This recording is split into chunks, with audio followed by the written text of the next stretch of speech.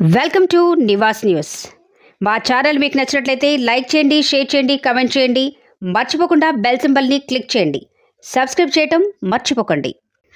రవీంద్ర భారతిలో బంగారు బతుకమ్మ వేడుకలు అత్యంత వైభవోపేతంగా మున్నూరు కాపు సంఘం ఆధ్వర్యంలో. Nivas news October 6. తెలంగాణ మున్నూరు కాపు సంఘం మహిళా శక్తి ఆధ్వర్యంలో శనివారం సాయంత్రం రవీంద్ర భారతిలో బంగారు బతుకమ్మ వేడుకలు అత్యంత వైభవంగా జరిగాయి. తెలంగాణ మున్నూరు కాపు సంఘం మహిళా అధ్యక్షురాలు బండి పద్మ నేతృత్వంలో రాష్ట్రంలోని 33 జిల్లాలకు చెందిన మహిళలు భారీ సంఖ్యలో పాల్గొని బతుకమ్మ ఆటపాటలతో గౌరవమును కొలిచారు. మున్నూరు కాపు మహిళా శక్తిని చాటేందుకు ఈ బతుకమ్మ వేడుకలు దోహదమవుతున్నాయన్నారు.